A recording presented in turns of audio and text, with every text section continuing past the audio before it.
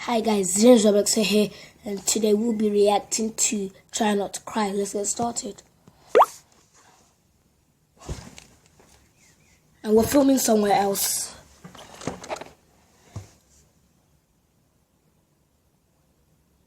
When I was a kid, I used to think that pork chops and karate chops were the same thing.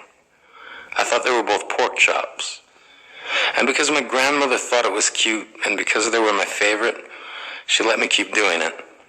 Not really a big deal.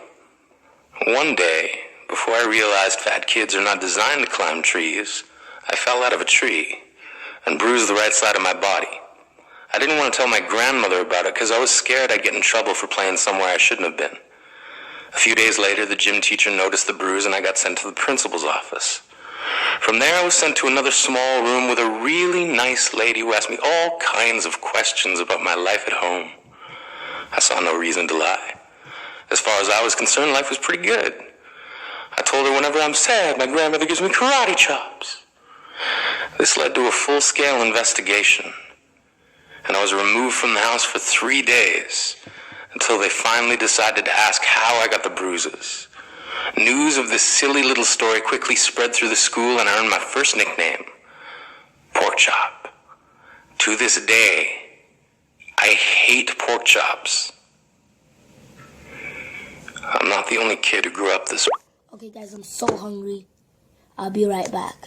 So peace. 2 hours later.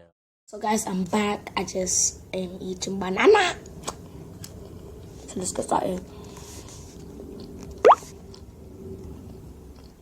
This way. Surrounded by people who used to say that rhyme about sticks and stones. As if broken bones hurt more than the names we got called, and we got called them all. So we grew up believing no one would ever fall in love with us, that we'd be lonely forever, that we'd never meet someone to make us feel like the sun was something they built for us in their tool shed. So broken heartstrings bled the blues as we tried to empty ourselves so we would feel nothing. Don't tell me that hurts less than a broken bone. That an ingrown life is something surgeons can cut away. That there's no way for it to metastasize, it does. She was 8 years old. Our first day of grade 3 when she got called ugly. We both got moved to the back of the class so we would stop getting bombarded by spitballs. But the school halls were a battleground where we found ourselves outnumbered day after wretched day. We used to stay inside for recess because outside was worse. Outside we'd have to rehearse running and learn to stay still.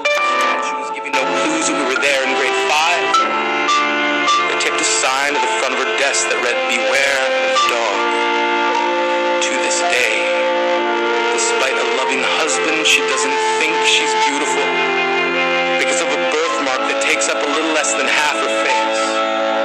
Kids used to say she looks like a wrong answer that someone tried to erase but couldn't quite get the job done. And they'll never understand that she's raising 2 kids whose definition of beauty begins with the word mom. Okay guys, that's so loud. Wanna know it? Because they see her heart before they see her skin. Because she's only ever always been amazing. He was a broken branch grafted onto a different family tree. Adopted. Not because his parents opted for a different destiny. He was 3 when it became a mixed drink of 1 part left alone and 2 parts tragedy. Started therapy in 8th grade. Had a personality made up of tests and pills. Lived like the uphills were mountains and the downhills were cliffs. 4/5 suicidal, a tidal wave of antidepressants, and an adolescence being called pauper. 1 part because of the pills. 99 parts because of the cruelty.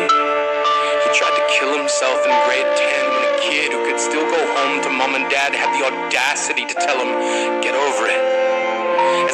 fresh. Guys, that's so sad. That's the end of it. I hope you enjoyed. So peace.